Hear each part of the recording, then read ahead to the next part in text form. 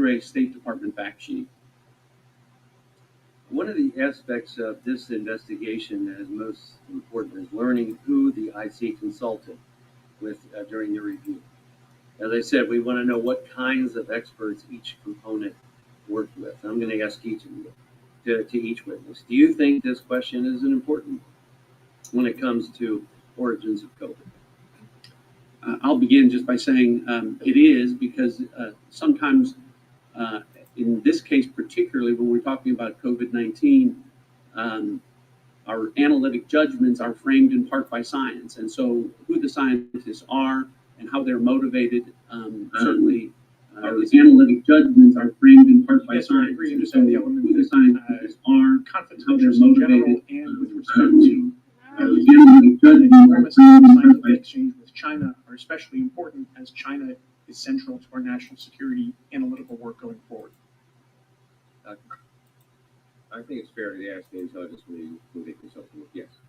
Thank you. Mr. Pike, you were heavily involved in this investigation from the side of the State Department.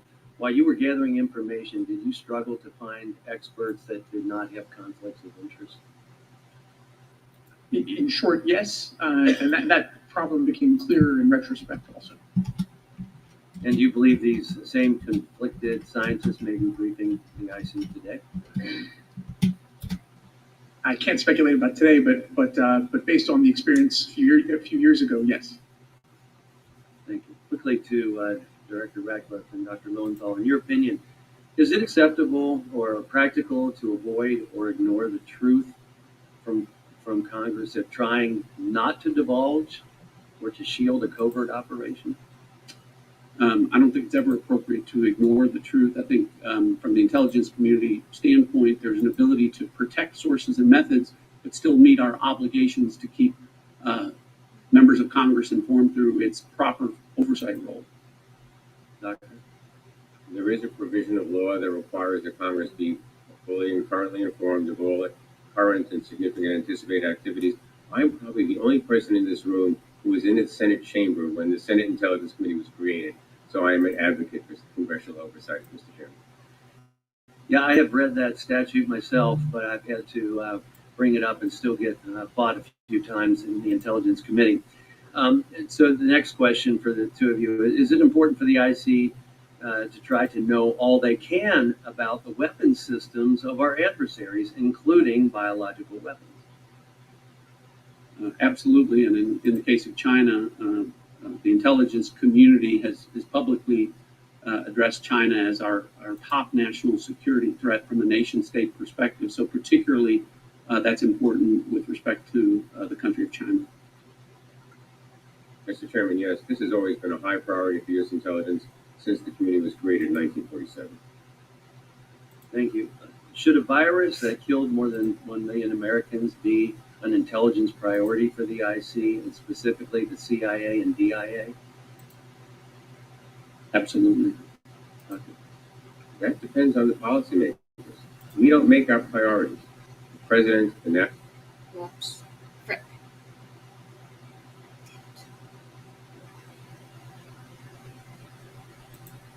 This is something that's not understood. We don't set our priorities. We are there to respond to the policymakers.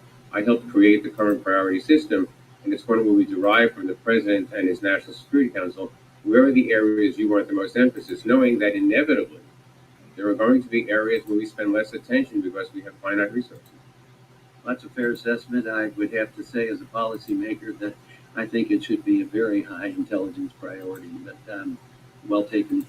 Finally, Director Ratcliffe, we sent a document request letter to Director Haynes on February 13. To date, we have yet to receive any documents from ODNI. Understanding all the appropriate restrictions on classified material, as a former director, do you believe it's important for ODNI to fully cooperate with our investigation and produce the requested document?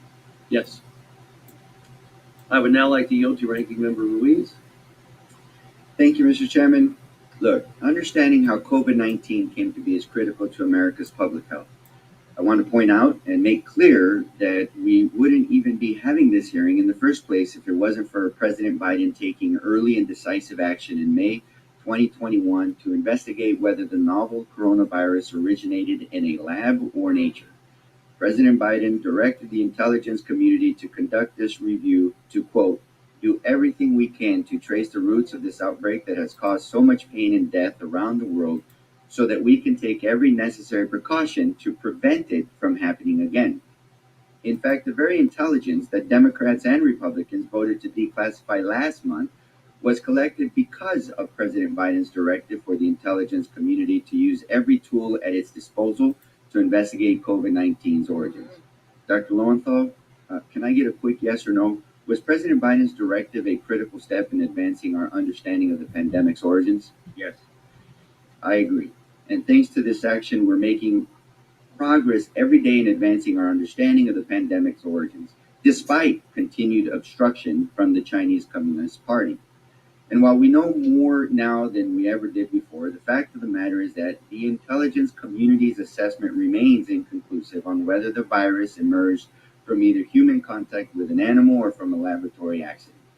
Various elements of the intelligence community have made different assessments, all but one of which were made with low confidence, meaning without certainty. Dr. Lowenthal, you have explained that the function of intelligence is to reduce uncertainty. When intelligence on a particular issue is divided between two conclusions, what is the best course of action for policymakers? Should we prepare in the event of both scenarios? Probably, but policymakers can make their own decisions regardless of the intelligence we give them. We are not speaking ex cathedra. We're giving their best intelligence, and then they are making decisions. But if you had two strong possibilities, and I were a policymaker, which I've only done once or twice in my career, I would say yes, you should try to protect against both of them. I agree with this too, and this is exactly the approach that President Biden and Democrats have taken, an approach that puts people over politics. While our intelligence community continues to collect and analyze information that will bring us closer to a definitive conclusion, we have worked to prevent and better prepare for the next deadly pandemic so that we can keep the American people safe, no matter if this threat originates from an animal or a lab. In fact, last Congress, Democrats included in the Consolidated Appropriations Act of 2023 significant reforms to address pandemic preparedness. This includes provisions to enhance safety standards for biomedical research involving pathogens of pandemic potential and to recruit more public health workers with epidemiological backgrounds. It also includes reforms to prevent undue foreign influence in our nation's biomedical research, such as the requirement that participation in foreign talent programs be disclosed to receive NIH grants, and a provision directing the Secretary of Health and Human Services and national security officials to identify and develop strategies that address threats to sensitive biomedical research. There's a whole host of other common sense reforms that we passed last Congress as part of this package that are outlined on this fact sheet. Mr. Chairman, permission to enter it into the record. Objection. Thank you. And you know, I find it interesting that despite how much my colleagues on the other side of this dais have focused their efforts to push a lab leak narrative, they voted against these reforms that help prevent lab leaks in the future. I also want to point out the good work the administration is doing by partnering with our allies to press for strong international standards for biosafety and security as part of its national security strategy. And while these are all good steps forward, I do think that there's more we should do and can do. Dr. Lowenthal, what additional steps should we be taking from an intelligence and policy perspective to build on this work and to better prepare us for future pandemics? Well, I outlined those in my opening statement, Mr. Ruiz, but one of the things you have to remember about the intelligence community is we are a volunteer organization. I cannot draft doctors any more than the military can draft individuals. And so when we go out looking for people, looking for experts, we have to hope they want to come work for us. But we obviously have gaps. The National Military Intelligence Center is there, but they are mostly been devoted to supporting the defense establishment, which is fine. I'm suggesting we need broader expertise than that. But you have to remember, we can only recruit the people who come to the recruiting table. This is one of the great frustrations of my life in my last 3 years at CIA. So we have to look at our expertise across the community, and we have a system for doing that, and ask ourselves, where are the gaps, and how do I go hire the people to fill in those gaps? Dr. Lowenthal, I received my medical doctorate at Harvard Medical School. I received my master's in public policy from Harvard's Kennedy School. And I realized that when I was at the Kennedy School, the CIA was there recruiting students to join their firm. Yet there was no recruitment happening in the public health school, which I later received a master's in public health from Harvard School of Public Health, or from the Harvard Medical School. So perhaps one of the suggestions would be to entertain the career options for public health and physicians and medical scientists to join the intelligence communities in doing their research as well. I think that would be a good idea. There were also no CIA recruiters, and I got my degree from the Harvard History Department. We tend to go, we have to rethink how we recruit. So going to medical schools, public health policy schools would be a very good idea. Thank you. I yield back. Now recognize the chairman of the full committee, Mr. Comer from Kentucky, for 5 minutes of questions. Thank you, Mr. Chairman. I want to thank each of the witnesses for being here today.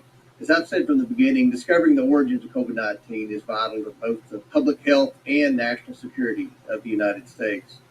Former CDC Director Redfield testified last month that this is not simply a scientific question, but also one of intelligence. And I agree with that. And we need to ensure the intelligence is accurate and truthful. On March 17, 2020, one of the most influential papers of all time was published in the scientific journal Nature Medicine, entitled The Proximal Origin of SARS-CoV-2. It was prompted by Dr. Fauci and written to suppress the lab leak hypothesis.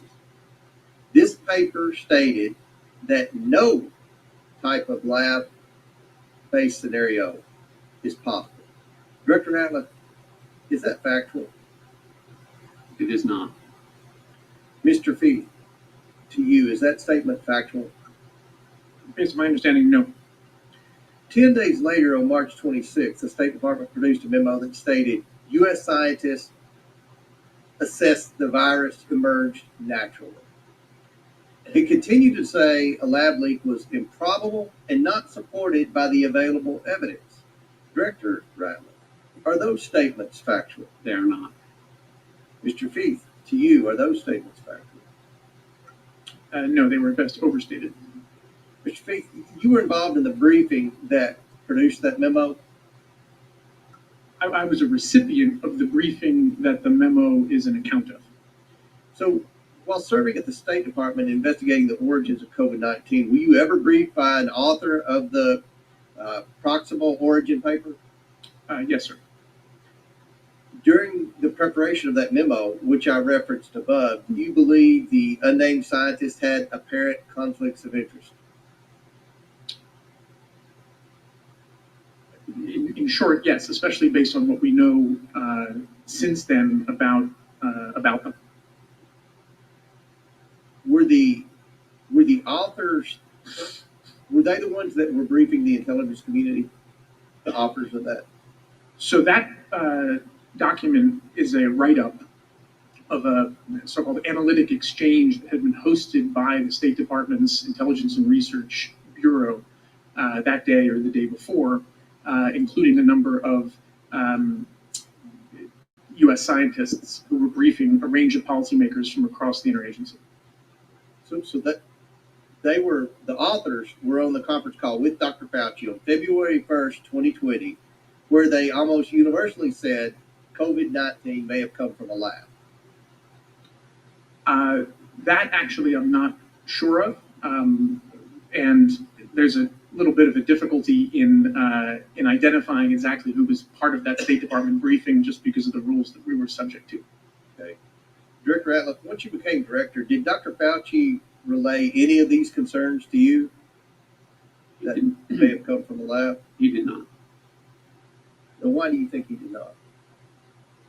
Well, that would I would obviously have to speculate, but I would point you to Dr. Fauci being perhaps the best person to answer that, and there is publicly available under information that has been obtained through open sources and freedom of information, where Dr. Fauci and other virologists and scientists talk about the fact that it would bring unwanted attention to funding sources and the research that was taking place using funding sources, domestic funding sources from the United States, and the relationship of certain Western scientists with scientists at the Wuhan Institute of Virology, where unsafe coronavirus research was taking place in labs that did not have appropriate biosafety levels and precautions, as have been reported.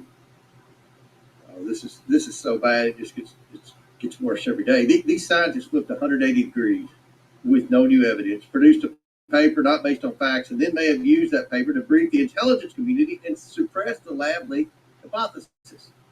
This is a how-to manual in orchestrating a cover-up by using some of the most powerful and influential institutions in our country. If you ask me, this was set in motion by Dr. Fauci to hide U.S. funding of gain-of-function research and dodge accountability for a virus that has killed more than 1 million Americans. This must be investigated. Thank you, Mr. Chairman, and I yield back. I now recognize Mr. Mafume from Maryland for 5 minutes of questions. Thank you very much, Chair Winstrup, and my thanks also to Ranking Member Ruiz and all others who collaborated to make sure that we could have this hearing today. I want to thank the witnesses for their participation. Mr. Ratcliffe, welcome back. Mr. Chairman, the COVID-19 pandemic has underscored in many ways that the Chinese Communist Party's growing influence is absolutely contrary to America's interests and to America's values. If we as a Congress fail to meet this moment, I fear that we will undermine for some time to come our ability to respond to the next public health crisis and to protect American interests both at home and abroad. We've got a long road ahead of us. However, in the last 2 years, congressional Democrats, as the majority party during that time, working with President Biden, did lay the groundwork to make sure that we take decisive action necessary to safeguard and to advance our health, our geopolitical, and our economic interests. In October of last year, the Biden administration announced its national security strategy, which includes, as most of us know, a 3-part plan focused on out-competing China. And Mr. Chair, I would ask unanimous consent that that national strategy be entered into today's record. Without objection. The first step of the plan was to invest in strengthening American competition. President Biden delivered on that, rolling out initiatives guided by the Bipartisan Chips and Science Act to strengthen American manufacturing and American supply chains, all, mind you, while solidifying America's technological leadership on the global stage.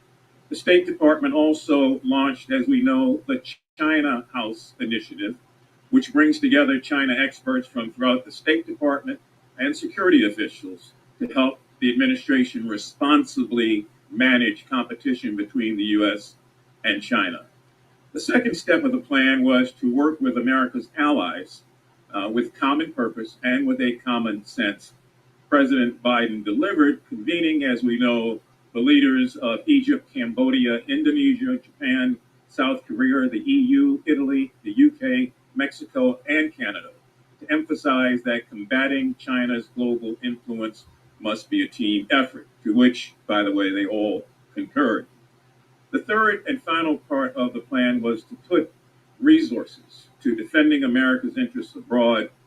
The president delivered, including in his fiscal 2024 budget proposal to the Congress, comprehensive investments in the Indo-Pacific region's critical infrastructure, as well as investments focusing on shoring up American defenses in that region.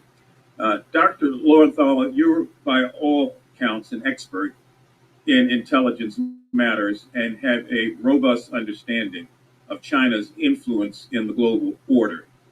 I appreciate the recommendation in your written testimony advocating for a national intelligence officer. I appreciate the chair's comments that if in fact there is a similar position in place, that we ought to look at expanding that role. Can you tell this committee, sir, and the American people what you think is the most important tactic that this Congress can use to counter the Chinese Communist Party.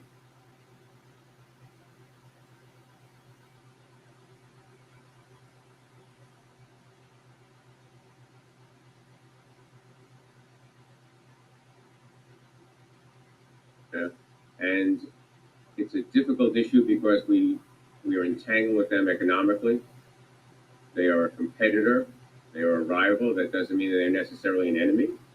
But we have to figure out how do we outcompete them without resulting in overt hostility. And you have to also remember that anything that we do is going to have a reaction from the Chinese. So when President Biden tries to control the chip industry, for example, so that we're not supplying a rival with the technology that they need, which makes good sense to me. We did the same thing to the Soviet Union during the Cold War very successfully. The Chinese interpret that as an act of hostility, which if we were all sitting in Beijing, we'd probably agree with. It's important, certainly as an intelligence analyst, to understand how the other side is going to react. But I think we need a strategy. And I think we have elements of that strategy. I think the AU, the United States, British, Australian alliance is part of that strategy. I think that's being successful. I think our relationship with India is part of that. It's successful. But this is also, we have to be prepared, just as we were during the Cold War. This is a long struggle. This is not going to wrap up in this administration or the next administration. This is a long-term struggle. But I think if you look at it objectively, would you rather be China or the United States? I'd still rather be the United States. Every day. Every day. Every day. Mr. Lowenthal, Dr. Lowenthal, my time has expired.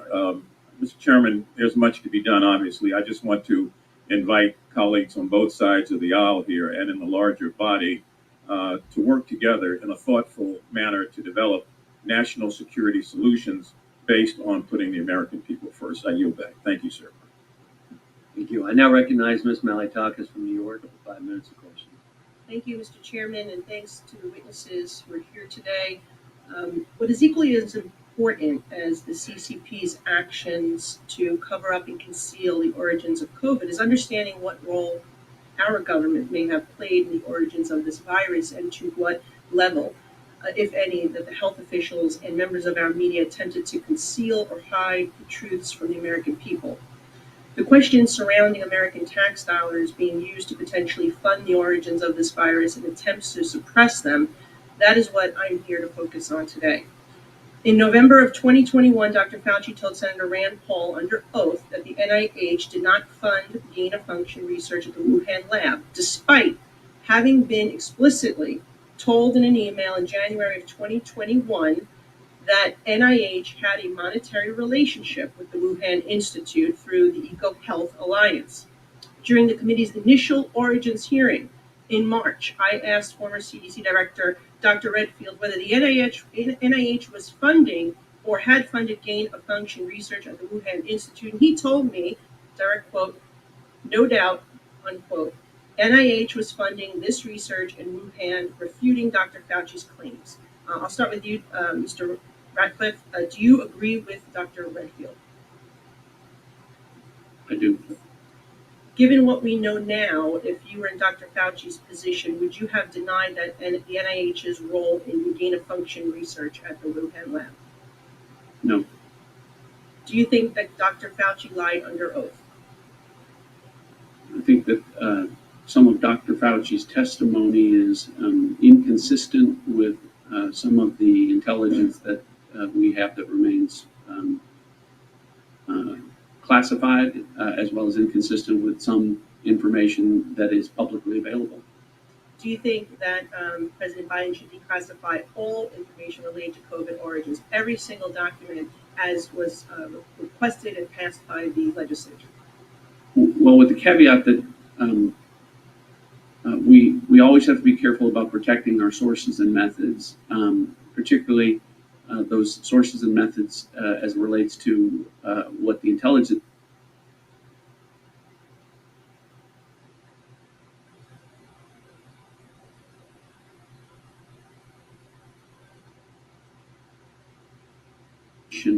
about our intelligence as possible while preserving those sources and methods should absolutely take place as soon as possible. Mr. Feith, do you agree with Dr. Redfield's original testimony that this funding, which very well likely played a role in the virus, came from. Let me back up and fill you guys in. So even more troubling, at the time when my time was expiring at the last hearing, Dr. Redfield testified that not only did American tax dollars fund gain-of-function research through the NIH, but also from that the Wuhan lab received money from the State Department, USAID, and the Department of Defense. Do you agree with Dr. Redfield's testimony that this funding, which very likely played a role in the virus, came from these government agencies? My understanding is consistent with what you've read back in terms of the many funding sources that ran, from Washington to the Wuhan Institute of Virology, and certainly if the COVID origin is indeed a lab leak from there, it was from back coronavirus research programs, some of which were funded by the United States government.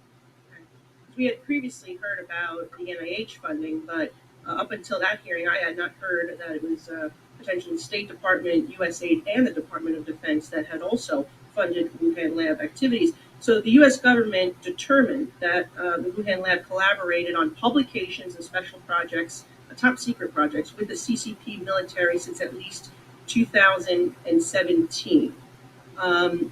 Knowing this, for what purpose would U.S. Department of Defense funding be provided to the Wuhan lab? Well, I think for a full answer, I defer to folks from DoD and from the DoD, biodefense, relevant components, but in principle, the kind of broad theme of the funding, as I always understood it, across different parts of our government, NIH and USAID and state and otherwise, was based on a certain theory of pandemic prevention by scooping up these viruses, playing with them in the lab, and then trying to design vaccines and therapies. But there were always warnings that this was extremely dangerous work, and that the work courted exactly the kind of danger that appears to have happened in Wuhan. And from our perspective, at this parts of the State Department that don't specialize in this, part of what was most troubling is that when COVID broke out in Wuhan, practically on the doorsteps of that lab, we did not have folks from other parts of the government raising their hand to educate the non-experts across the government in how plausible this was and how it needed to be taken seriously. In fact, the folks from the other parts of the government that work these issues generally were deflecting attention, and that cost us a lot of time and understanding that was really damaging. I've run out of time. Mr. Ratcliffe, do you have anything to add back? Because I saw you nodding your head. If not, I'll defer back to the chairman. Thank you. Now recognize Dr. Vera from California for 5 minutes. Thank you, Mr. Chairman. A lot happened in the last 3 years. 1 million Americans died. We can go back and relitigate the past. I can go back and look at the prior administration that we set up an Office of Pandemic Preparedness that was there solely to advise the NSC. That was disbanded. That was a mistake. We raised alarms at that time. We raised preparations. I held the first hearing on the novel coronavirus at that time in February of 2020. We pushed the Trump administration to do everything they could to get our scientists to the hot zone, et cetera. So I can very well argue the lab leak theory because, China did not cooperate. They did not let folks get in there, et cetera. I can also make a case for why initially folks thought it jumped from an animal to a human. At this point, I think, as Dr. Lowenthal said, I don't think we're ever going to get an answer because I don't think China will ever let us get to the hot zone, will ever let us interview folks. I don't even think those scientists probably are around. I don't think the data that we would have to look at is there. So I think we have to take both theories seriously. I think the intelligence community should continue to try to get an answer with high confidence. But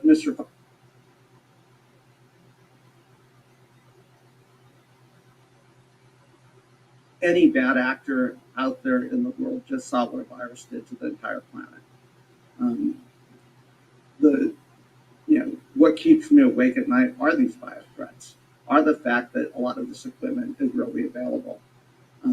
I think it's legitimate for this committee to discuss and educate ourselves on gain-of-function research. There is a legitimate reason to do this, to help us develop counter tools, et cetera, but we should debate what kind of labs should do this. What are lab standards, et cetera? How do you make sure labs like Wuhan, which clearly did not have the precautions in place, are not doing research that might potentially allow something like this? Those are all legitimate areas, Mr. Chairman, that we should be thinking about policy on. We should be putting protocols in place, et cetera. We should be working with the IC to assess these threats. Mr. Fife, let me ask you a question.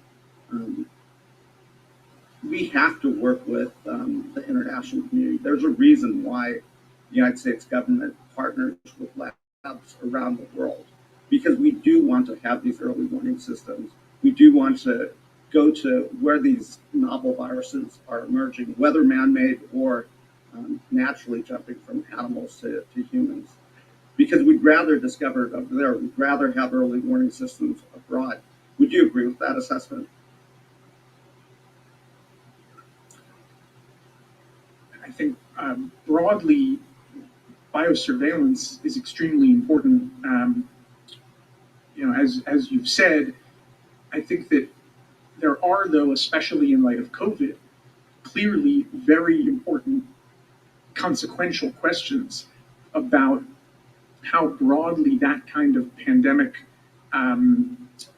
preparedness work should apply in terms of creating in laboratory environments certain viruses of a sufficient lethality and infectiousness that might be completely unlikely ever to emerge in nature. But having created them in a lab, we've delivered the world a risk that wouldn't have otherwise existed except with an infinitesimally small unlikelihood. So I think that's accurate. Should we be doing that? We can certainly have that debate. And if that type of research is taking place, what are the exact highest safe standards that have to exist if that research is taking place? That said, there's nothing that is going to prevent bad actors in other countries and other individuals from doing this type of research. Director Ratcliffe, would you agree that we ought to be really concerned about bio threats going into the future within Congress? Absolutely.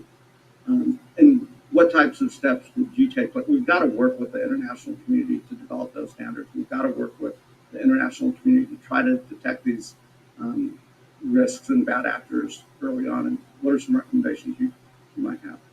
Well, to that point, I would agree with that, but the facts that are not in dispute here and have been acknowledged by those international organizations, including the World Health Organization, is that they were lied to initially by Chinese officials and that they were coerced into not taking certain actions that they later regretted. And so some of those world organizations, like the World Health Organizations, have corrected and have now tried to bring about China's participation.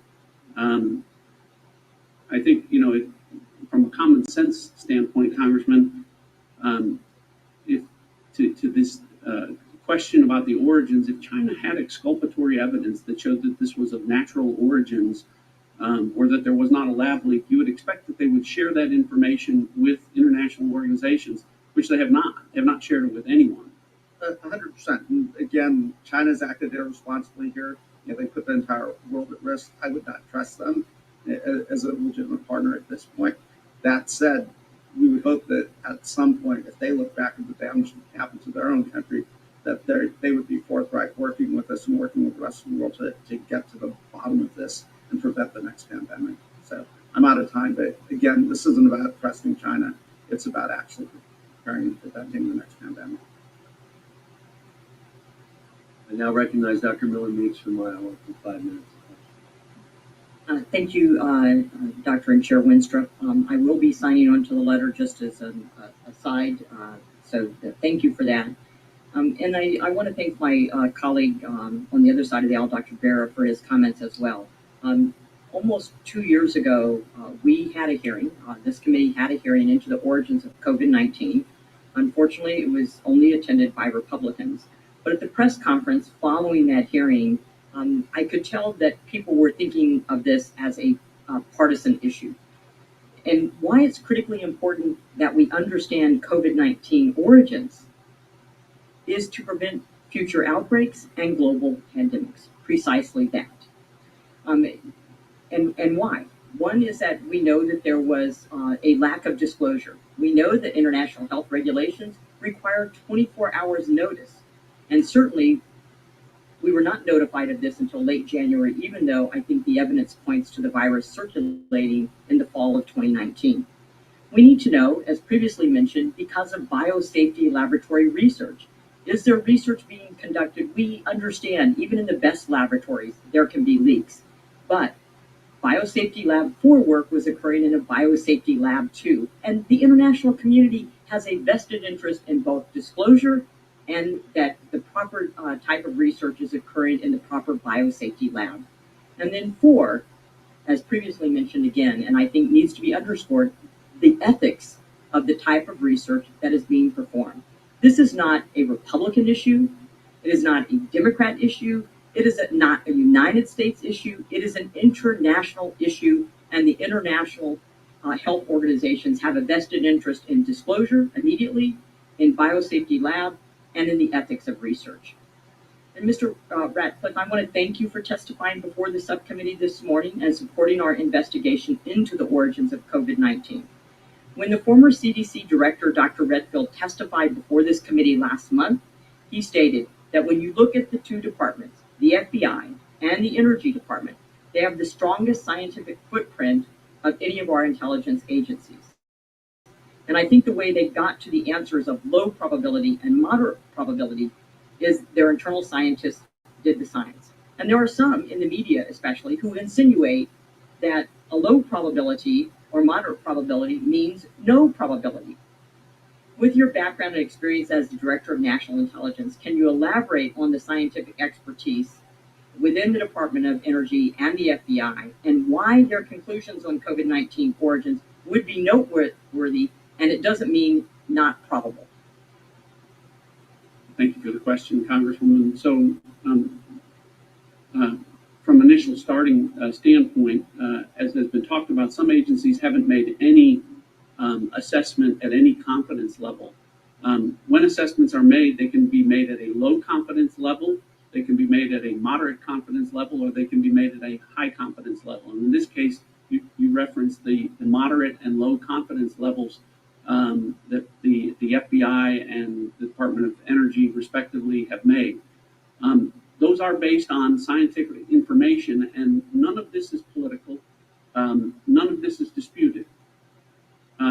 There is currently no environmental source identified for COVID-19. There is no intermediate host that has ever been identified. There is no reservoir species that has ever been identified. And COVID-19 was never known to exist in any animal or species before the pandemic began. Those are scientific facts that are not disputed, and there's nothing political about that. That factored into the determinations that have been made.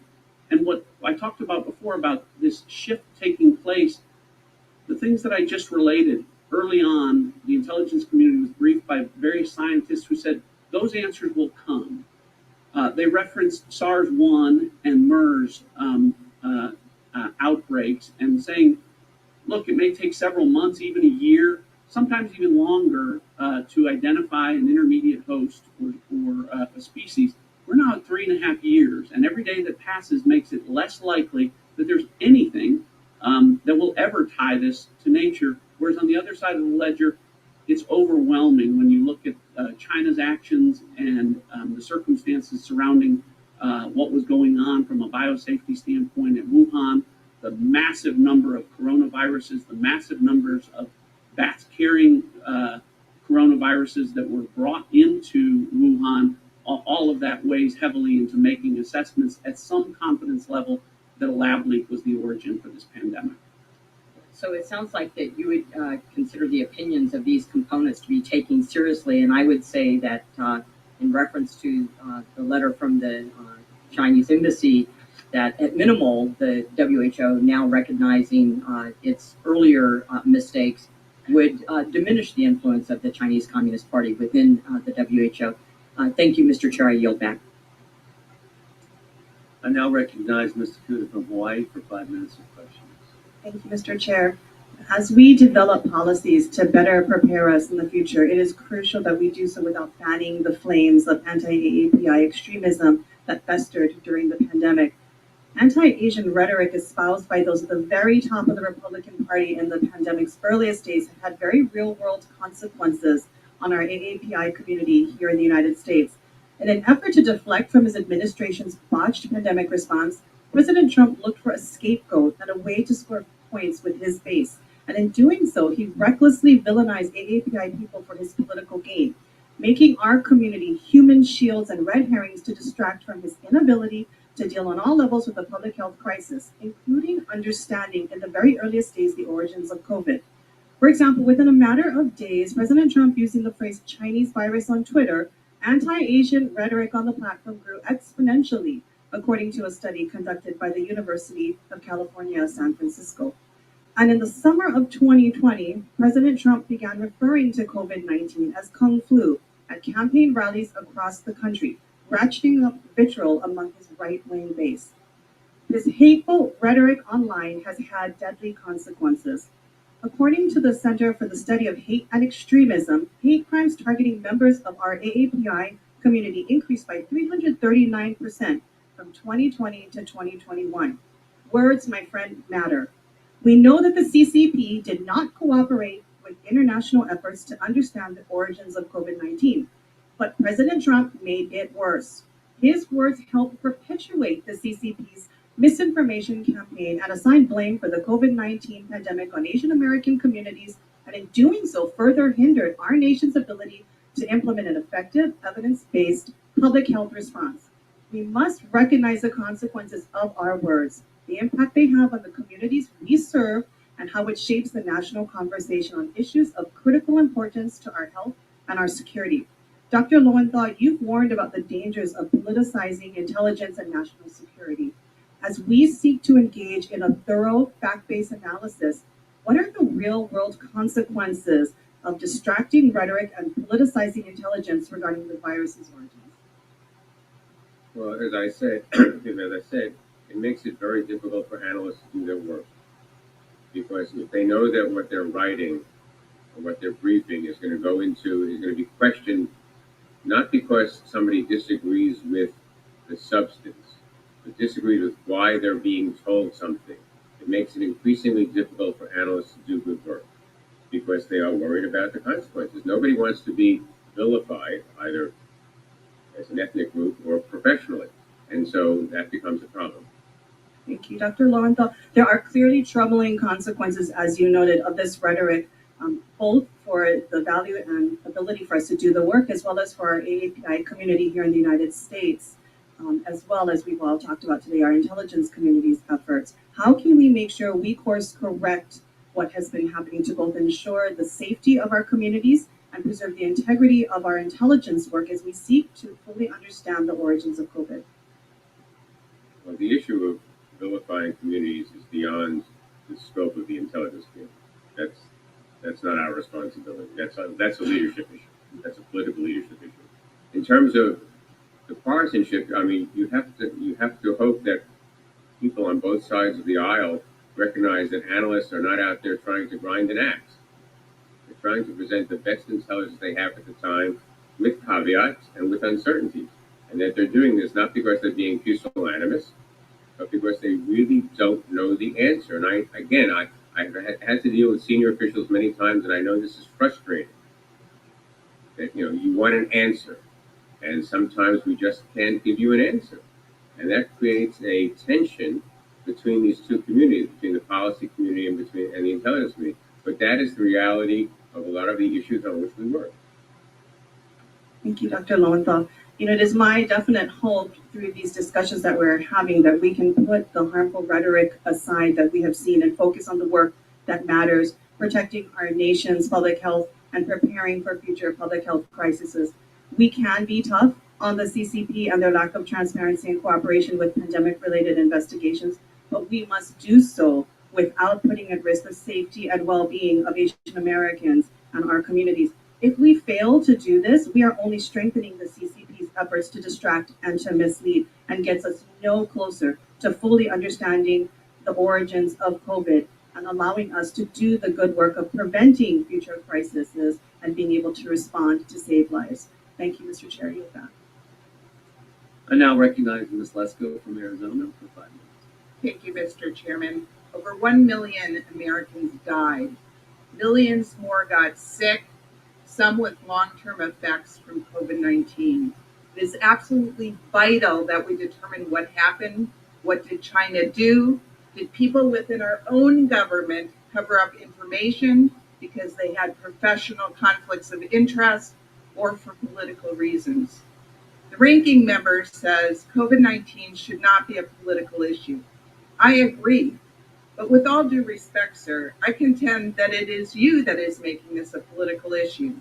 You said that the only reason we are having this hearing today is because of President Biden wanting to get to the bottom of it. With all due respect, are you kidding me? You have been in the majority, the Democrats have been in the majority for the last 2 years, and there has been no hearings on the origins of COVID while you were in the majority. My first question is for Mr. Ratcliffe. Mr. Ratcliffe, in your testimony, you wrote, the challenges that I and other senior Trump administration officials encountered while in office include legitimate concerns about the closely held sources of our intelligence and the sensitive methods used to obtain it, as well as illegitimate roadblocks related to professional conflicts of interest and partisan politics. Can you please elaborate on the conflicts of interest you encountered? Thank you, Congresswoman. Good to see you again.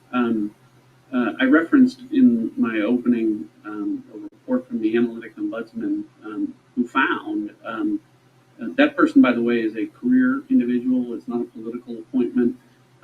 That person is charged with refereeing disputes about assessments. And it was based on his investigation that when it comes to the issue of China, some of our intelligence was being suppressed because there were analysts within the community that felt like that some of that intelligence may be used by the Trump administration in ways that they disagreed with. And that is clearly inappropriate under analytic judgment standards. And again, that's not my opinion, that's the independent opinion of the Analytic Ombudsman. My next question for you, Mr. Ratcliffe, is you mentioned in your written testimony that CIA analysts on China were reluctant to bring forth the information. Do you think you ever got all of the information that they uncovered from China related to COVID-19? Well, I think that intelligence is such that we're constantly gaining new information, even where we have limited sources and methods. I do think that there were headwinds to get information. I endeavored to be made aware of as much as possible, and ultimately that's what led to the process where I worked with Secretary of State Mike Pompeo on the State Department fact sheet to put out the information about the coronaviruses, their similarity to what became COVID-19, researchers at the Wuhan Institute of Virology becoming sick, and the other information that was included in that fact sheet, so that that information would hopefully drive further declassifications of intelligence to the American people and would drive congressional hearings going forward. Unfortunately, that hasn't happened the way that we anticipated. Thank you. Mr. Feth, in the January 2021 fact sheet on activity at the Wuhan Institute of Virology, which you helped to write, it mentions WIV researchers who got sick in 2019 with COVID-like symptoms, which we've talked about. Can you tell us more about these sick researchers? I can share the view that I think that the sick researchers are probably still today the most potentially probative part of the story that we are yet aware of. It's been suggested already that the passage of time doesn't help in finding a confirmed answer here, and that's certainly true, and that's probably true also with respect to some of what we want to know about these sick researchers and, what tests were taken and what material and evidence would have been available from the autumn of 2019. But still, what we know is that there is additional information that the US government has that was not able to be specified at the time in the fact sheet that was released in January of 2021. But part of the hope in doing the fact sheet, as Director Ratcliffe just noted, was that it would bring interest and, frankly, pressure and help make the case for additional disclosure, including by the Biden administration once they came in, interest by those with subpoena power elsewhere in Washington, because it certainly bowled us over, frankly, to find in the autumn of 2020 that there was, after all, U.S. government information about a cluster of illnesses in that lab, which is exactly what you would expect to happen if the origin of COVID came from a laboratory accident where a worker became ill knowingly or not, and then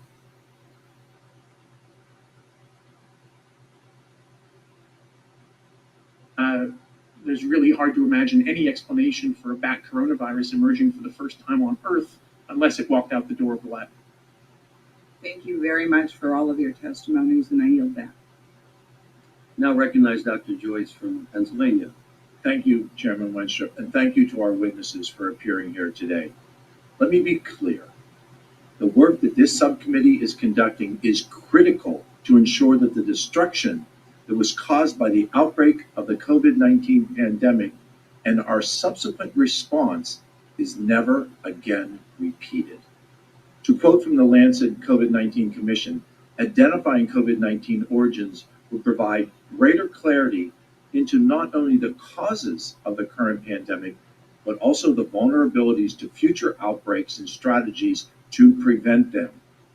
Beginning with my service on the House China Task Force and throughout our investigation on this subcommittee, I have had consistent concerns with the NIH biomedical research security and how the NIH interacts with other elements of our government on research that could raise national security concerns. For this reason, last Congress, I introduced the Safe Biomedical Research Act, which did become law, that required both the NIH and HHS at large to consult with the director of the Office of National Security within the Department of HHS and the Assistant Secretary for Preparedness and Response, the Director of National Intelligence, the Director of the FBI, and the heads of other appropriate agencies on a regular basis regarding biomedical research conducted or supported by the NIH that may affect or be affecting other matters of national security. Director Ratcliffe, since this was not law when you served, do you feel that these requirements would have been beneficial to ensure research being conducted by the NIH was being properly vetted for national security risks? Yes. Overall, what was your experience with the NIH, and were they cooperative during the initial outbreak on matters such as lab leak theory? To be candid, some of the information that came from officials there was inconsistent with what later became intelligence and later became publicly known through open source intelligence. As has been discussed here, there are questions about relationships, including scientists from the NIH, and whether or not they had an interest in one theory over another, and how that would have been or should have been disclosed.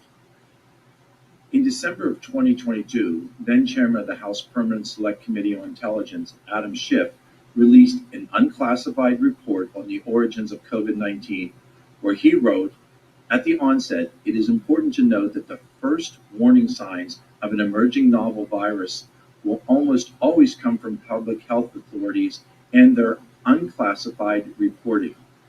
Director Ratcliffe, to your knowledge, what mechanisms and processes exist between the intelligence community and public health authorities such as the CDC to coordinate the aforementioned dissemination of knowledge about the identification of novel diseases, particularly in countries like China? Well, with respect to China, particularly, it is not unusual for local officials to actually suppress intelligence from national leaders until a problem can be arrested or remediated. Sometimes lives depend on that. It's one of the interesting things about the events that took place and the fact that, as Mr. Fife testified, researchers became sick within the Wuhan Institute of Virology with symptoms that were consistent with COVID-19. There has been public reporting about intelligence that those patients, that those researchers became patients and were hospitalized. So without confirming the accuracy of that, what I would submit to you is if that is in fact the case and those hospitalizations took place, the lab results and tests from those patients, if submitted for genetic sequencing, would be dispositive of the issue of whether or not those initial or patient zeros worked at the Wuhan Institute of Virology. I would submit to you that in China, there are not HIPAA considerations that prevent the Chinese government from accessing that.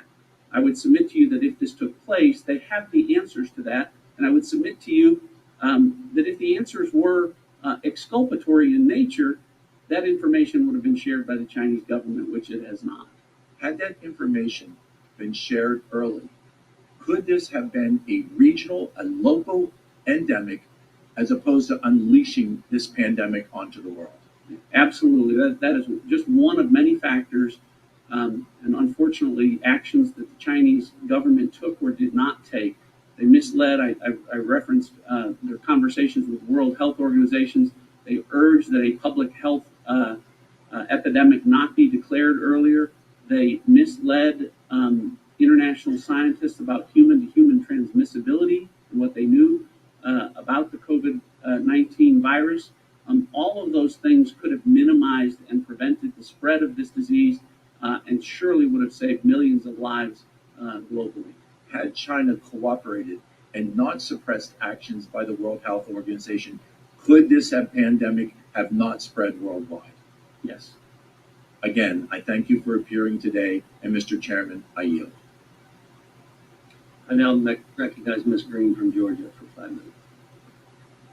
Thank you, Mr. Chairman. I would like, for the record, to address something that one of our colleagues across the aisle was talking about, which was Asian hate in reference to President Trump. President Trump never spoke any language of racism or hate. He did, however, call, and many of us have called the COVID-19 virus the Wuhan flu, the China virus, because we feel it originated from China. I'd like to also state for the record that many viruses and diseases are named after the area that they come from, like the West Nile virus from West Nile, Uganda, Rocky Mountain spotted fever from the Rocky Mountains, Marburg virus from Marburg, Germany, Zika fever from the Zika forests of Uganda, Japanese encephalitis, German measles, and I could go on and on and on. We're really tired of the racism and name calling, and it needs to end. But we're really talking about the origins of COVID-19 here today, which is shocking to me because honestly, we've been talking about the origins of COVID-19 for 3.5 years. And every common sense American that I know pretty much understands where it came from. Came from the Wuhan Institute of Virology, and doesn't really care if the intelligence community says it did or didn't. I would like to point out that here we are. The intelligence community is able to figure out immediately who was leaking classified information in a Discord chat, but yet still doesn't want to say whether it came from the lab or didn't come from the lab. The intelligence communities seem to release or not release information based on how the information will affect the government that it seems to protect. Yet unfortunately, so many times it doesn't release or not release the information, the people that it serves, and I'll remind everyone is paid for by the taxpayers of America. I would like to point out that the State Department fact sheet on January 15th, 2021 knew a lot of information about the Wuhan Institute of Virology. So that means our intelligence community knew a whole lot more before that. They knew the U.S. government believes that there were several researchers inside the Wuhan Institute of Virology became sick in the autumn of 2019 before the CCP first reported cases of COVID-19. They also knew that the CCP was preventing journalists, investigators, and global health authorities from accessing the Wuhan Institute of Virology. They also knew that starting in 2016, well before this, the Wuhan Institute of Virology was researching the bat coronavirus with the closest relationship to SARS-CoV-2, 96.2% similar. The Wuhan Institute of Virology has published record of dangerous gain-of-function research. And the State Department memo also said that the U.S. government determined the Wuhan Institute of Virology collaborated on publications and secret projects with the CCP military since at least 2017. And you know what else we know? We know that Dr. Fauci in the NIH funded through grants Eco Alliance with the gain of function research. We know that for a fact. Our government paid for it. Our taxpayers, unfortunately, unknowingly paid for it. So we know all this to be true, and we know it was going on at the Wuhan Institute of Virology. Mr. Lowenthal, with your dedication to being an analyst of information, why is it so hard to determine whether COVID-19 came from the Wuhan Institute of Virology or not? Because the Chinese will not give us access to the information that we need. If they gave us the kind of access that Mr. Fife was talking about, if they gave us samples, if they gave us access to the records, and you will never be sure with the Chinese whether they're giving you the access that you want, we're never going to be able to say with a high degree of certainty. It's not, may I respond to something else that you said in your comments, Ms. Green? There is a vast, vast difference between tracking a leak on a social media site and determining the origins of this disease. And to compare the two is entirely fallacious, ma'am. Dr. Lowenthal, you've said that you keep your intelligence claims and information nonpartisan. In 2018, Mr. Lowenthal, you were quoted in the New York Times saying that President Trump is the best president that Russia ever had. That sounds pretty political to me. I was no longer an intelligence officer at the time, ma'am. I'm a private citizen. Well, I think you have a difficult time keeping your political opinions out of your political analysts. Mr. Ratcliffe, you are quoted as saying, to this day, the CIA, unquestionably the world's premier spy agency with an unrivaled capacity to acquire information and near limitless resources to do so, has continued to state that it does not have enough information to make any formal assessment. To put it bluntly, this is unjustifiable and a reflection not that the agency can't make an assessment with any confidence, only that it won't. Could you elaborate, please, Mr. Ratcliffe? Well, I talked about the overwhelming evidence on and intelligence on one side of the ledger that supports that the lab leak is the only plausible assessment at this point in time, and that conversely, that there really at this point isn't anything that ties COVID-19 to nature. I talked about the fact that no environmental source, no intermediate host, no reservoir species, nothing has ever been published that COVID-19 existed in any animal or species before the pandemic began. We make assessments all the time in the intelligence community with a fraction of the intelligence that we have available to us here. Again, I think this is a matter of won't, not can't, and I think that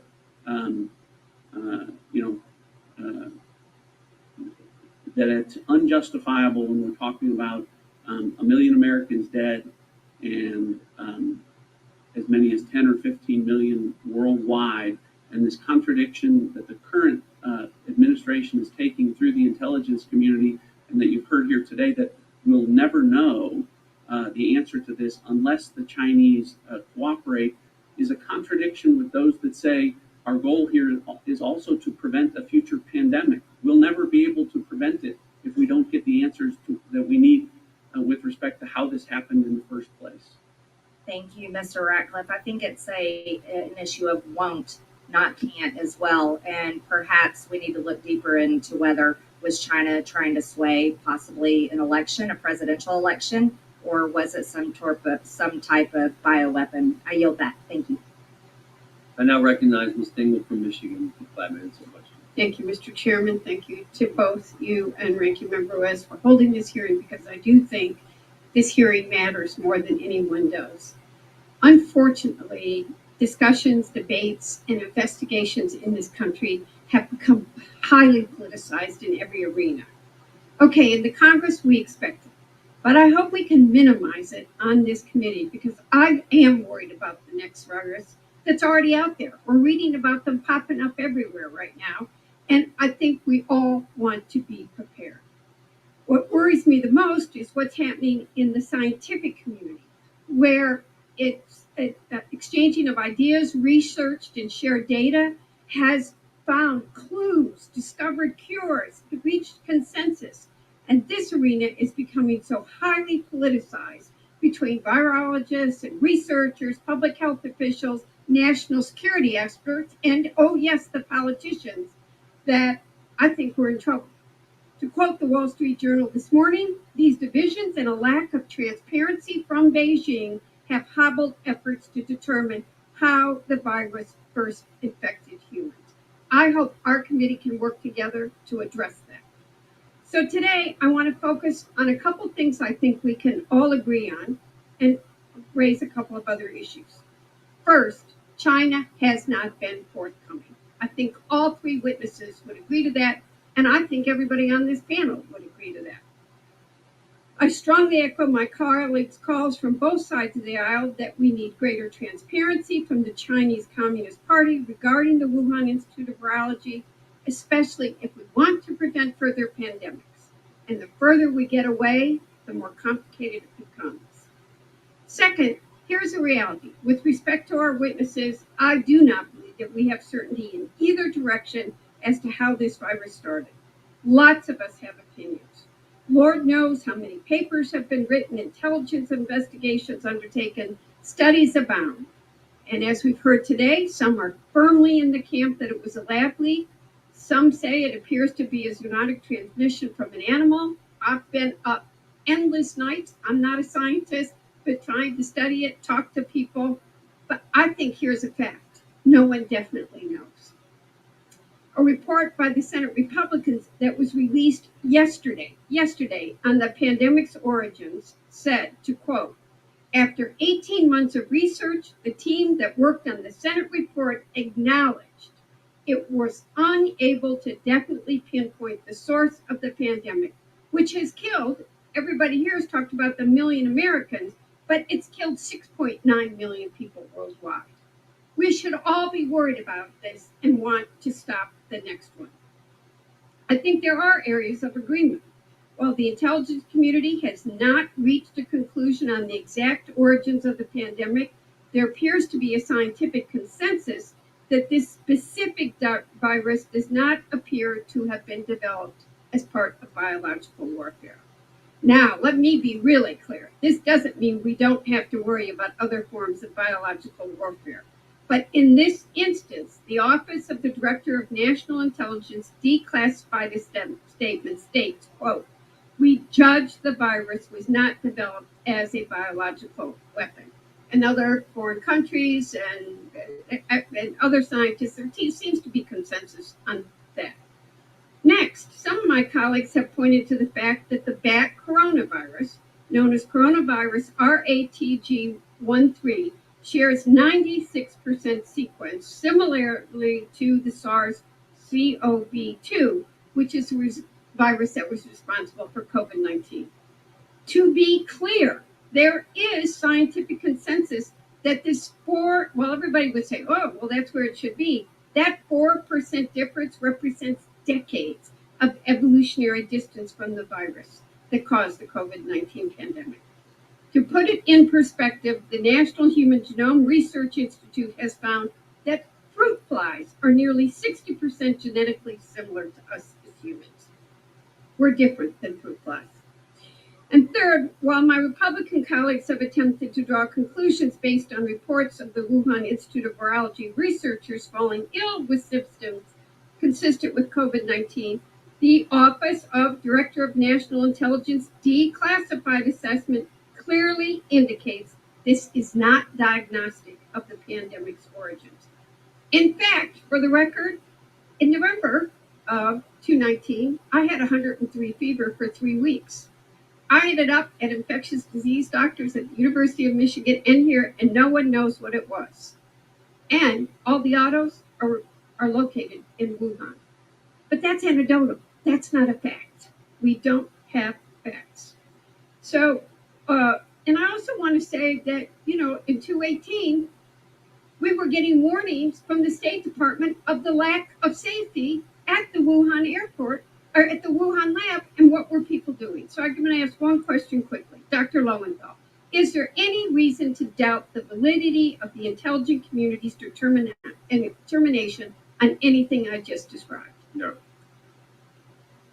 So I guess I'm going to have to conclude because I'm out of time. I could keep going, but I would like to submit both the declassified Office of the Director of National Intelligence Assessment and the peer-reviewed paper published by more than 20 leading virology researchers titled The Origins of the SARS-CoV-2, a critical review into the record. And I'd like to ask the chairman if he might ask his Republican colleagues on the Senate side if they would share their study for the members to read. Without objection, and the other is public.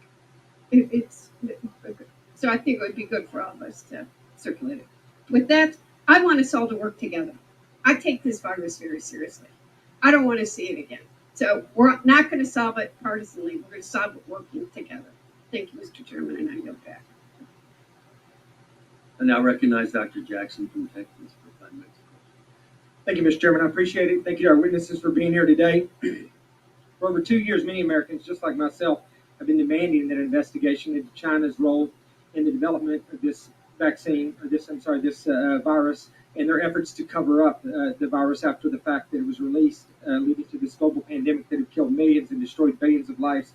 We've been demanding that for a while. I'm glad we're doing this now. I think we're way behind the power curve on this, but I just want to start off by saying, other than the Chinese government, the entities most aggressively trying to actively spread misinformation about the origins of COVID, trying to actually create and spread what they would have you believe was scientific evidence or scientific opinion.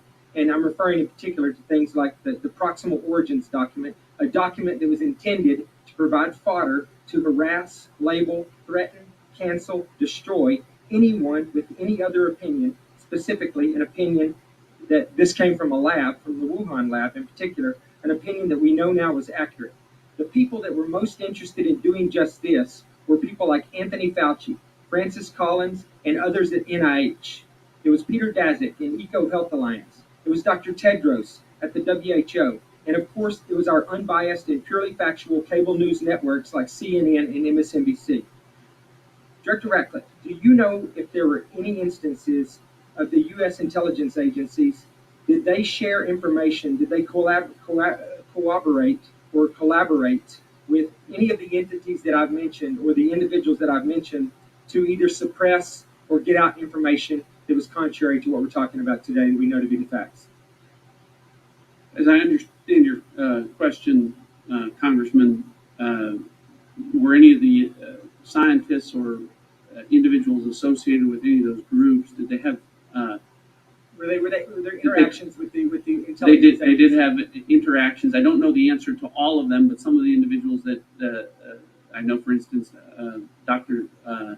Peter Daszak, Dr. Farrar, Dr. Gary, I believe, were all at some point in time briefing various entities or agencies within the intelligence community about this virus. One of the things I'm wondering is, we're looking back now, we're realizing that some of these intelligence agencies probably had enough information to make a solid determination that this most likely came from the lab in Wuhan as far back as a year or more ago.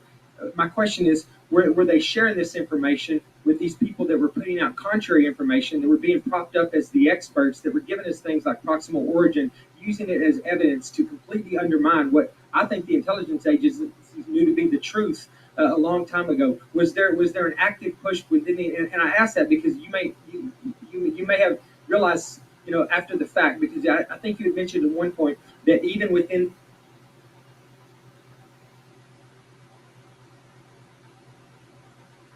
fully briefed or maybe not being read into everything that was going on, because people that were subordinate to you were doing things maybe for politically motivated, or they were saying that they thought they didn't want to draw politics into it. But I think, in my opinion, they were politically motivated themselves.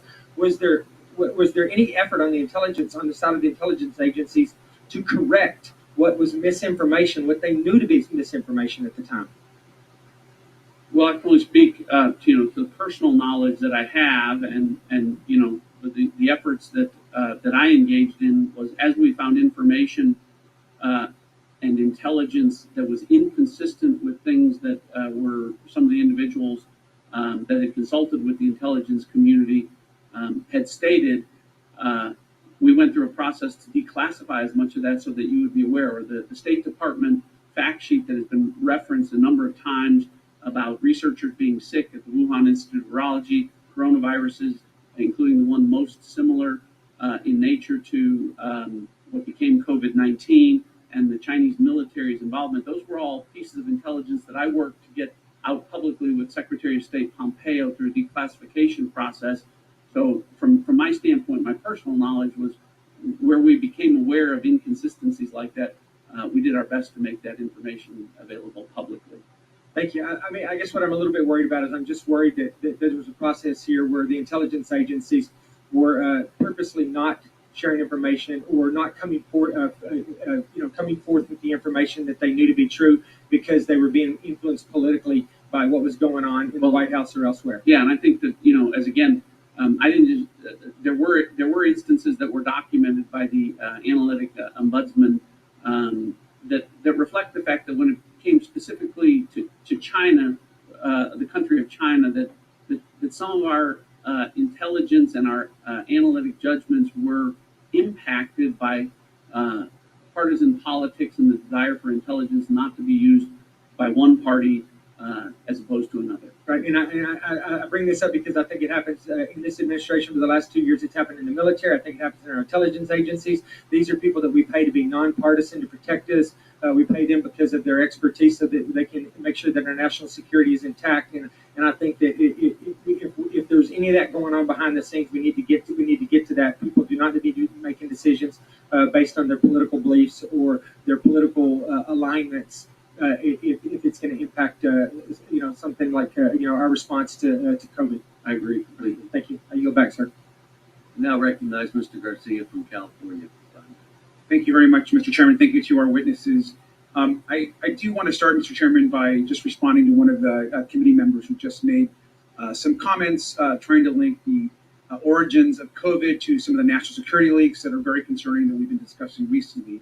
It's important to note that this committee itself cannot have credibility to discuss sensitive intelligence information if members of the majority are going to publicly defend people who continue to leak top secret information, which is in violation of their oaths of office. These members of the committee have defended Jack Teixeira, who has been arrested for leaking classified information. Let's be very clear, just to clarify that, he was no whistleblower. He wasn't telling the truth or trying to serve the public. And all the evidence shows that he has recklessly shared classified information to impress friends in a private chat, of which was also racist memes and jokes. If he is found guilty, he should be held fully accountable under law, and anyone who defended him should be ashamed. And so, again, we want to ensure that if we're going to actually talk about important information, origins of COVID, we should actually focus on COVID, on the pandemic, and not trying to link this to someone who betrayed our country. I yield back the remainder of my time. Thank you. Now recognize Mr. Cloud from Texas. Thank you all for being here today. Thank you, Chair, for continuing this investigation. So important to where we need to go in the future. Dr. Director Ratcliffe, I promoted you maybe in one way, but you mentioned some of the stuff coming up with that China did to cover up a lot of what happened. We know they hoarded PPP, they silenced dissenters, they blocked investigations into the Wuhan lab. They, as you mentioned, blamed service members. They've destroyed data. And so where we don't have maybe evidence of the definitive evidence of the origin, it certainly seems like we have evidence of a cover-up. Now, I'm aggrieved by that, but I'm not surprised that godless communist countries do bad things.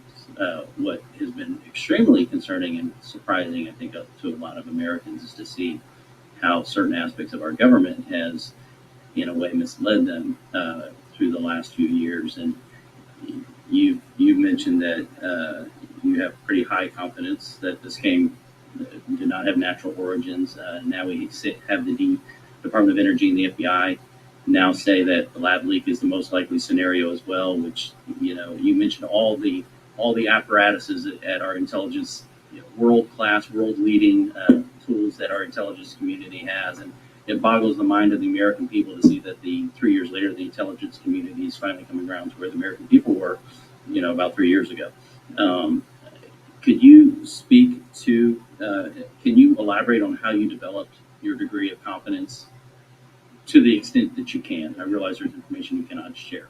Well, I've talked a little bit about it today, but I think this highlights one of the comments that the Congresswoman from Michigan was making earlier about no one can know with certainty.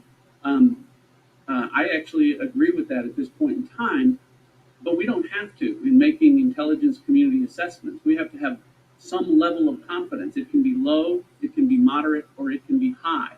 So I have been very clear that when we look at all of our intelligence, much of it is circumstantial. And with circumstantial evidence, you can never know with certainty.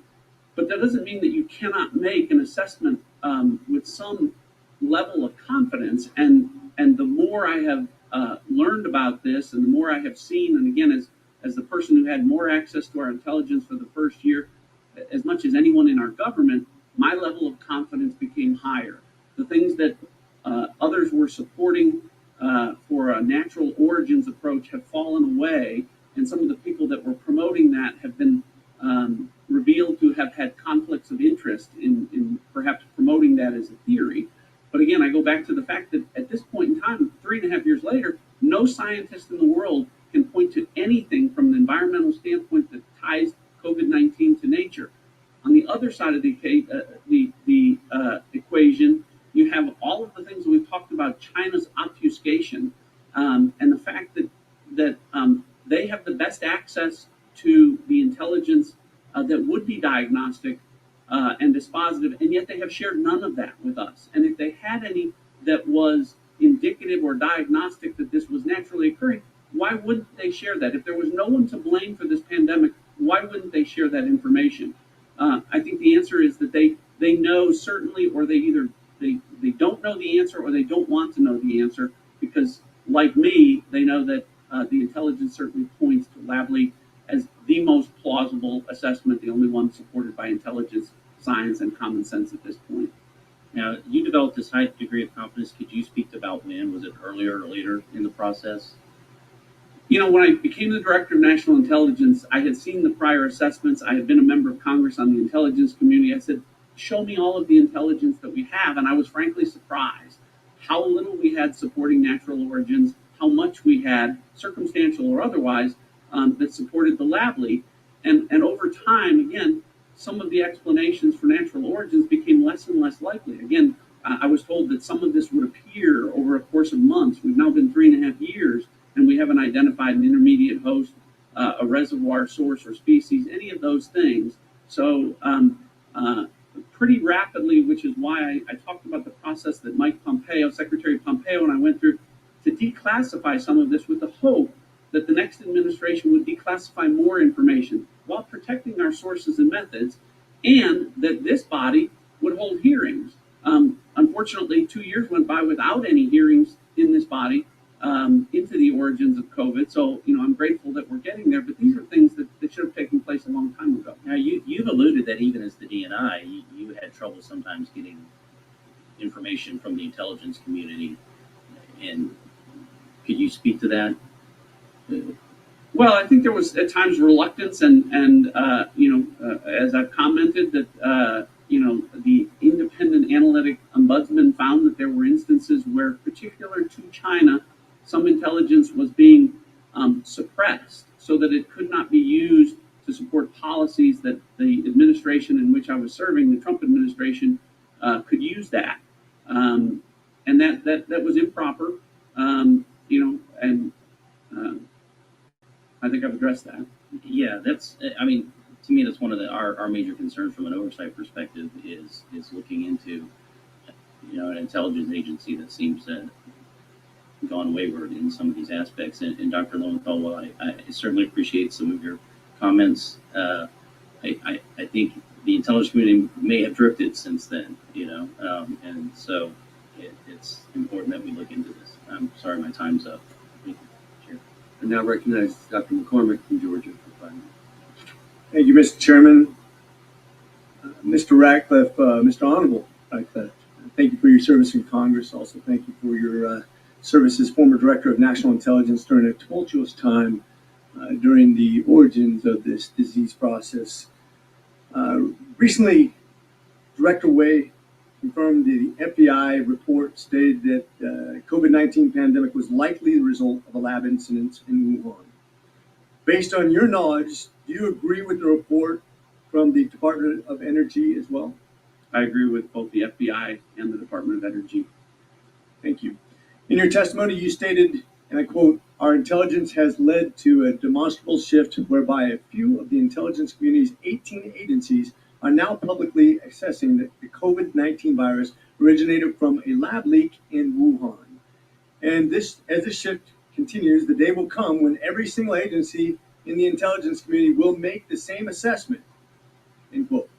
Do you think there is another federal agency close to falling on the side of the Wuhan lab leak theory in the near future? And if so, which one? Well, I've talked about, again, I'm not in the intelligence community now, but of course, have friends that are career individuals still serving in agencies. My understanding is that that in most of the agencies, there is a shift. More and more analysts believe that a lab leak is the most plausible, if not the only plausible assessment to make, and that it's a minority in most agencies that are holding on to the idea that this is naturally occurring. I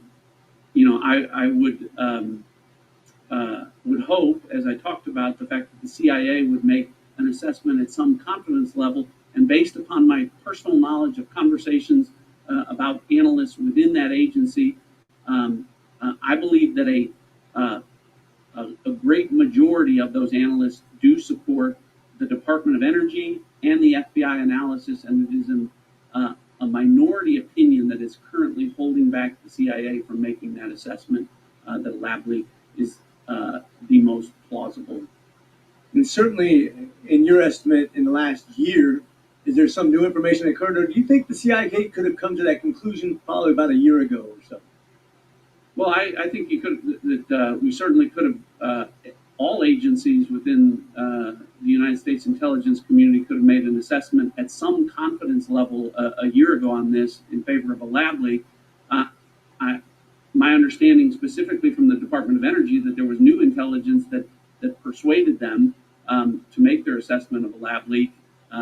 So new intelligence is always being gained, but again, from my standpoint, the more time that passes, the further we get without anything tying COVID-19 to nature that talked about. No environmental source, no intermediate host, no reservoir species, none of that. It makes it less and less likely that this was a natural origin. I think as a physician of emergency medicine and as a scientist, I think I thoroughly agree with that assessment. And in fact, I think it could have been reached a long time ago, in my opinion. I think the fact that we're even having this conversation is absurd. It's very easy to identify whether there's animals in the wild that have or have not this disease. The fact that the Chinese have literally spent years and incredible efforts trying to obtain that information and have received zero information supporting one theory, whereas we know there is an incredible amount of evidence on the other side of that points to one thing, and that's a CCP cover-up. This unfortunately leads me to the conclusion that the efforts of this administration, Dr. Fauci, the WHO, and multiple bureaucracies are willfully or ignorantly colluding with the CCP. That's what bothers me. Director Ratcliffe, As you know, this committee was formed on the basis that we would seek the truth to create recommendations to face the future pandemics. With that being said, I have one last question for you. In your opinion, what reason could the administration, public officials, and many of our federal agencies have for hiding the truth from the American people? And if you can't speak to that, what effect do you think this has on the American people's trust of their public health officials and the government? Well, I would say that China has been identified as our number one nation state adversary that's been prescribed by the current administration as a strategic competitor. But our intelligence clearly tells us they are an adversary. Their public actions very clearly dictate that they are an adversary, and I think that the current administration, for whatever reason, has been reluctant to confront China on any number of issues or transgressions that have taken place publicly, from spying, a spy balloon that flew over the country, threats against legislators in this body from landing in Taiwan.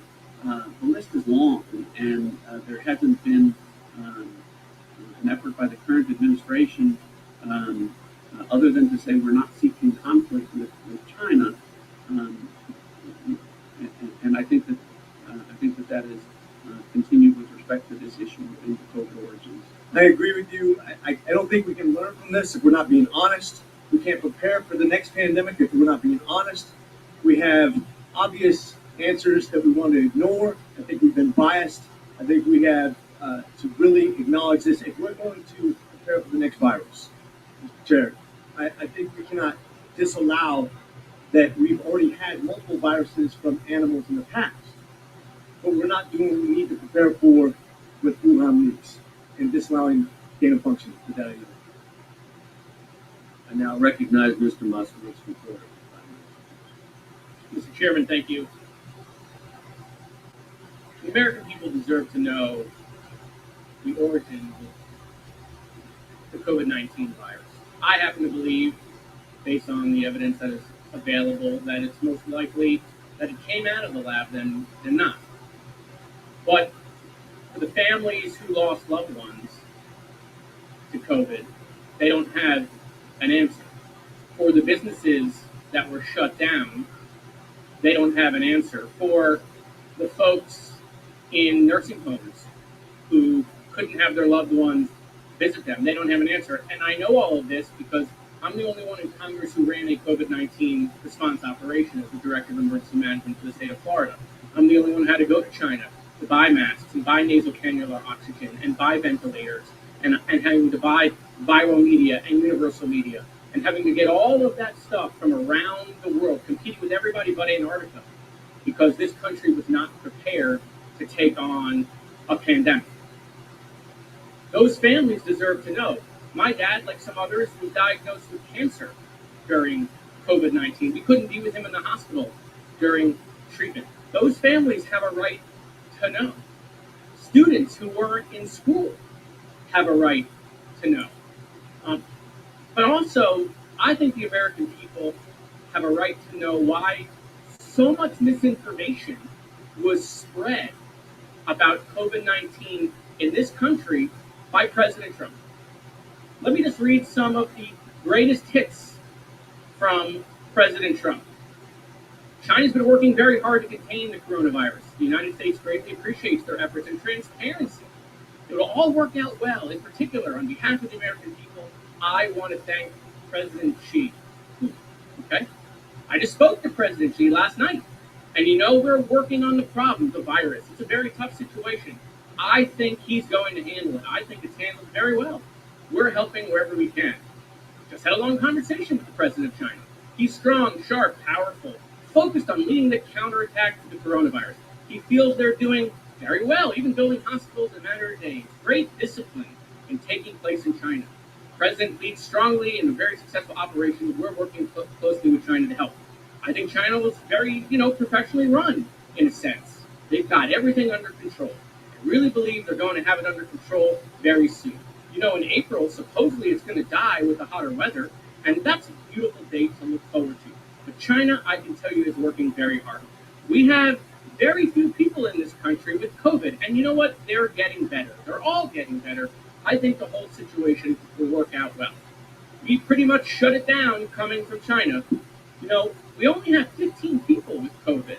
And, 15 within a couple of days, it's going to go down to 0. That's a pretty good job we've done. It's going to go away, hopefully at the end of the month. And if not, hopefully soon after that. I could keep going. This goes on. And every day it goes on, there were more and more cases in this country. And so we have to find out why the president was spreading that information. We heard about this paper, proximal origins paper, in the committee. We heard from members that this paper specifically said that they didn't want to investigate the lab leak at all. That is not true. Here's the quote from the paper. We must therefore examine the possibility of an inadvertent laboratory release of SARS-CoV-2. So I don't know why we continue to spread this misinformation. I also think one of the things we should learn, because the document that Mr. Ratcliffe has been reading from as part of his testimony, suggests analysts appeared reluctant to have their analysis on China brought forward because they tend to disagree with Trump administration policies. Well, one of the things I also think we should investigate is, did the professionals not share the information they had with the president because they didn't trust the president because every single day he was going out saying this stuff? Or better, going out and telling people they can drink bleach, or they should just go out and put light in the body and we'll get rid of COVID. I mean, this went on for a long period of time. So yes, we need to investigate. We need to investigate the origins of COVID. We need to know what we knew when, and we need to share that with the American people. And we need to know why President Trump, who was in charge when COVID happened, who was in charge when COVID got out of control, why he didn't tell the American people the truth. I yield back. Now recognize Mr. Jordan from Ohio. Thank you, Mr. Chairman. Mr. Ratcliffe, I think Dr. McCormick was on to the right question. It seems to me the fundamental question is why? Why did they lie to us?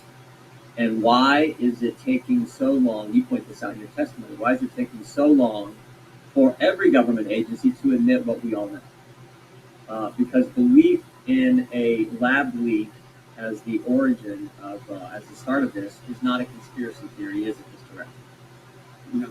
Why is it taking so long? I mean, you knew that early on, right? If I look, you knew that you were confirmed, I think, in May of 2020, and you knew that within weeks that this thing came from a lab. In fact, you say that, I think, in your testimony. You say a lab leak is the only explanation, only credible explanation. This were a trial. The preponderance of the evidence is all on the side of the lab leak. You knew that within weeks. So why did the government not tell us the truth?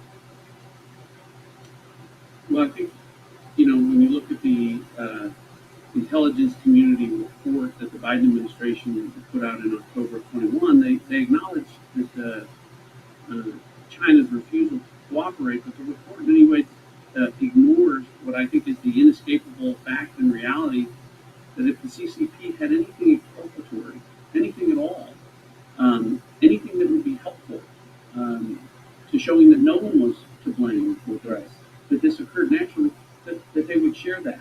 And why not share data, samples, research, everything that tends to show that they had access to, that would tend to show that this was naturally occurring and tend to show that the lab leak theory really was a conspiracy theory. But they didn't do that because they couldn't do that. And to me, that's why making an assessment with some level of confidence is something that should have been done a long time ago by the intelligence community. We need to protect sources and methods. It's why Mike Pompeo and I labored over how much of this can we put out, hoping that it would drive the next administration coming in to declassify more information, which they haven't, and would drive congressional hearings into the origins of this, which it didn't. Here's what gets me. So the director of national intelligence knew this thing came from a lab. The Secretary of State knew this thing came from a lab. Common sense tells you this thing came from a lab. And frankly, even the guys who called us names knew it came from the lab because we have their emails. We have their emails from the start. Mr. Gary says, I don't know how this happens in nature. It'd be easy to do in the lab. Mr. Anderson says, this is not consistent with evolution. And everyone knew at the get-go. You knew at the get-go. And yet, they tell us just the opposite. Why?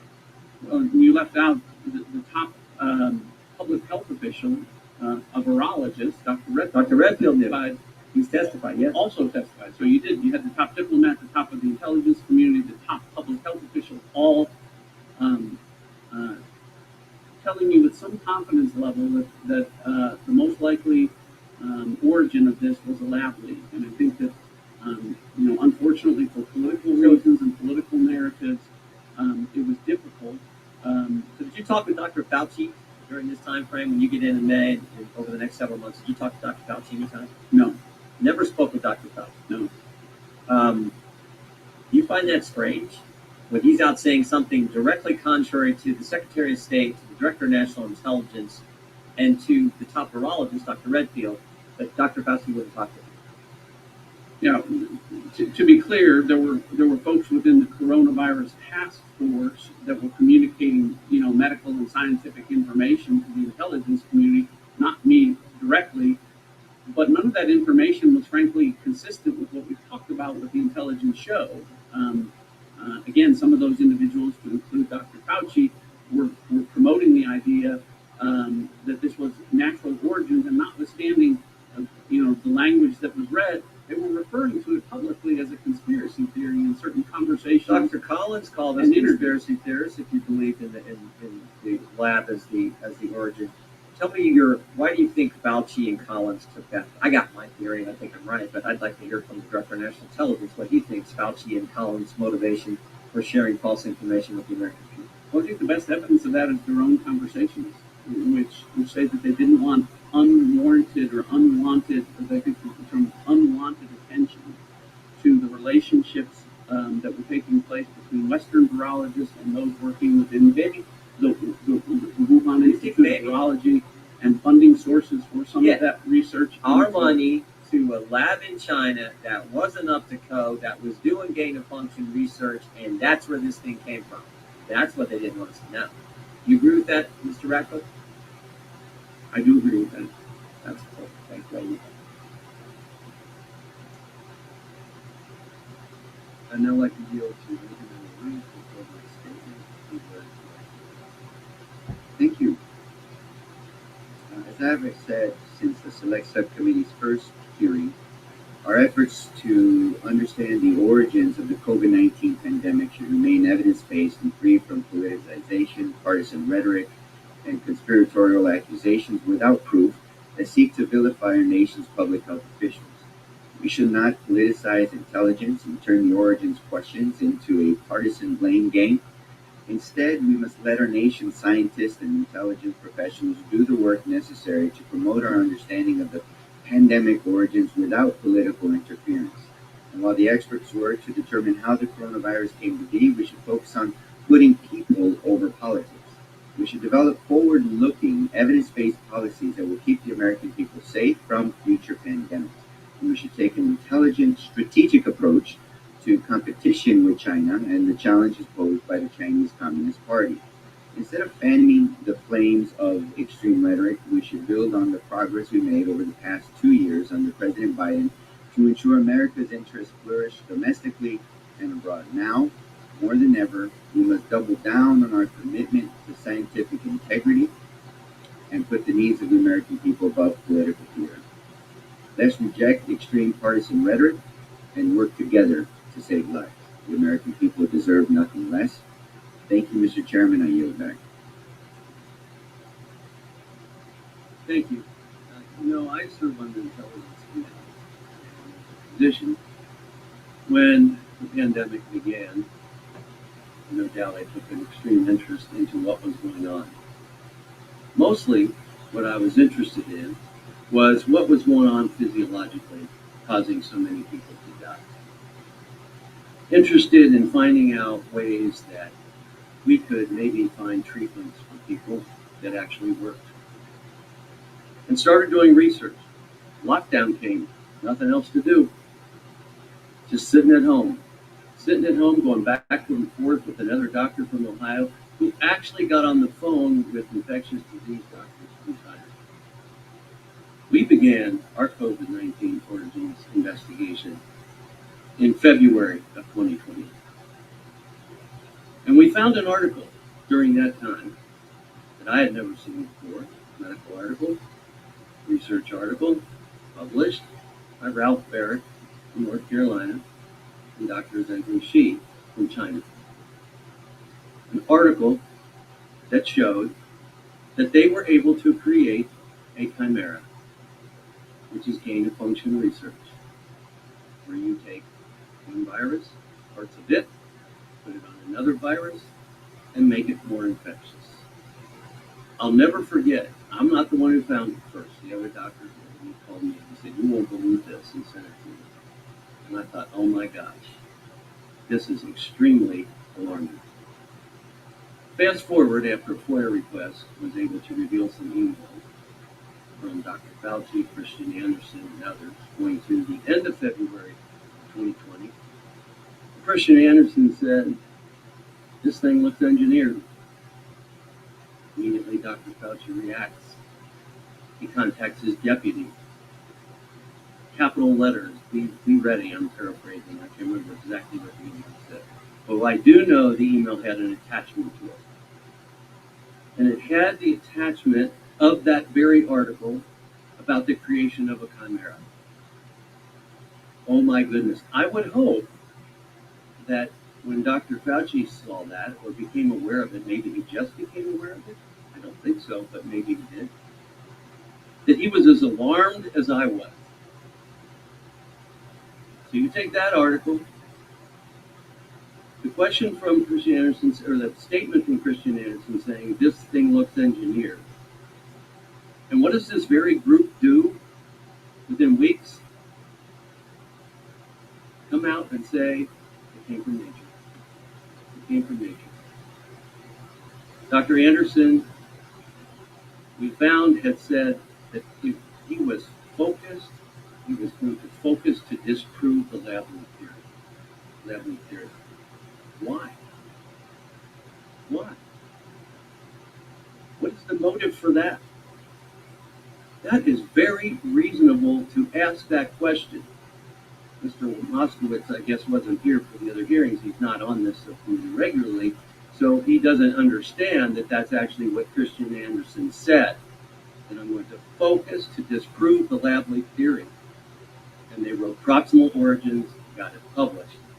How can we not question this motive? And if we are going to do all that we say we want to do with this committee to move forward, we have to consider these types of things, the motives, whether they're political or personal, so that we don't let someone else do that again in the future. I mentioned I'm on Intelligence Committee, so I'm able to get intelligence that others weren't able to get. And under Chairman Schiff, there was an unwillingness to investigate this together. The good news is, in the Intelligence Committee, that rift is now gone, and we work together very well. But at that time, since there was two separate reports coming out of the Intelligence Committee in the House, Democrats reported, in their report, they concluded there was no need to search any further for the origins. What good would that do? Well, that's changed, fortunately, in this committee and across the entire Congress, and apparently with the President of the United States as well. And I'm glad he ordered the 90-day commission, but to date, I've seen less from the commission than I've seen on my own work on the Intelligence Committee. And when I ask questions of some of the people from the IC, they tell me it's their policy not to answer my question. Dr. Lowenthal, you referenced it before. You know what the statute is. They cannot have that type of policy. And that's why we want to know more. And fortunately, I have been able to work through some of that to some degree with Director Haynes. And I give credit for being open. But overall, let me just say this. I am grateful for this opportunity that we now have in the House. It's long overdue. And I'm grateful to Speaker McCarthy for putting this Select Subcommittee together. And I'm grateful for Dr. Ruiz. He's been a friend for a long time. We've worked on a lot of health issues together as physicians, and I believe that if we continue to work together, we can produce a product. You know, the pain of this pandemic, in one way or another, has understandably evoked emotions from everyone on this committee and everyone in Congress and everyone across America. But at the end of the day, I do believe we can, and we must produce a product of truth and accountability. And I'll keep repeating what I'm at. I want us to be able to predict a pandemic, prepare for a pandemic, protect ourselves from the pandemic, and prevent the pandemic if we can. With that, I yield back.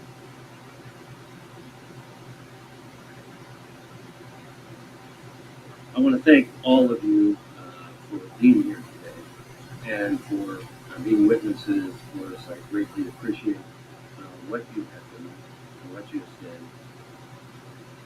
and participated. And with that, this meeting is adjourned.